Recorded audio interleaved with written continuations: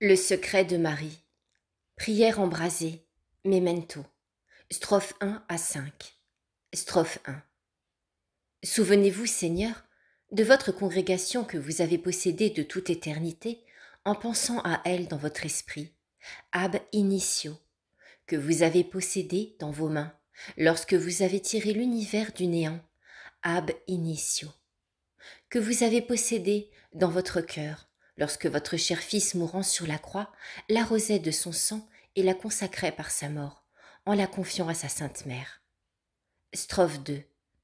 Exaucez, Seigneur, les desseins de votre miséricorde, suscitez les hommes de votre droite, tels que vous les avez montrés, en donnant des connaissances prophétiques à quelques-uns de vos plus grands serviteurs, un saint François de Paule, un saint Vincent Ferrier, une sainte Catherine de Sienne, et à tant d'autres grandes âmes dans le dernier siècle passé, et même dans celui que nous vivons. Strophe 3. Memento. Dieu Tout-Puissant, souvenez-vous de cette compagnie en y appliquant la toute-puissance de votre bras qui n'est pas raccourcie, pour lui donner le jour et pour la conduire à sa perfection. Renouvelez vos prodiges et faites de nouveaux miracles. Livre de Ben Sira le sage. Glorifiez votre main et votre bras droit. Livre de la sagesse. Ô grand Dieu, qui pouvait des pierres brutes faire autant d'enfants d'Abraham, dites une seule parole en Dieu pour envoyer de bons ouvriers en votre moisson et de bons missionnaires en votre Église. Strophe 4. Memento. Dieu de bonté, souvenez-vous de vos anciennes miséricordes, et par ces mêmes miséricordes, souvenez-vous de cette congrégation. Souvenez-vous des promesses réitérées que vous nous avez faites par vos prophètes et par votre Fils même de nous exaucer dans nos justes demandes.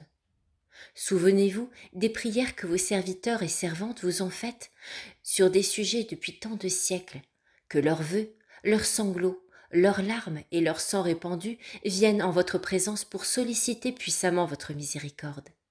Mais souvenez-vous surtout de votre cher Fils, son agonie, sa confusion et sa plainte amoureuse au jardin des Olives lorsqu'il dit « Que utilitas in sanguine meo » Quelle utilité retirez-vous de ma mort?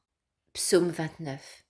Sa mort cruelle et son sang répandu vous crient hautement miséricorde, afin que par le moyen de cette congrégation, son empire soit établi sur les ruines de celui de vos ennemis.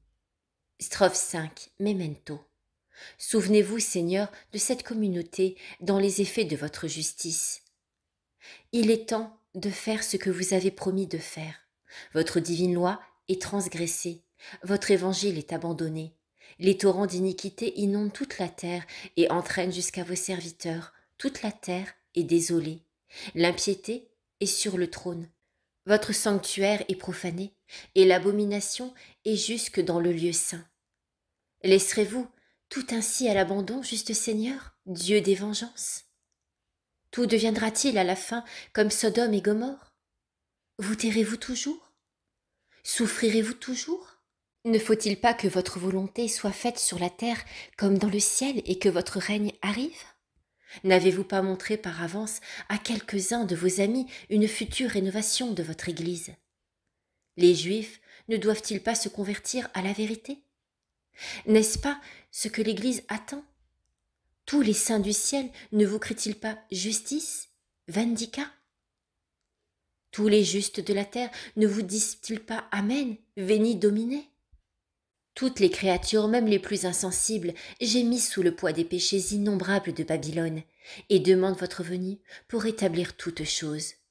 Omnis creatura, ingemissit, etc. Romains chapitre 8.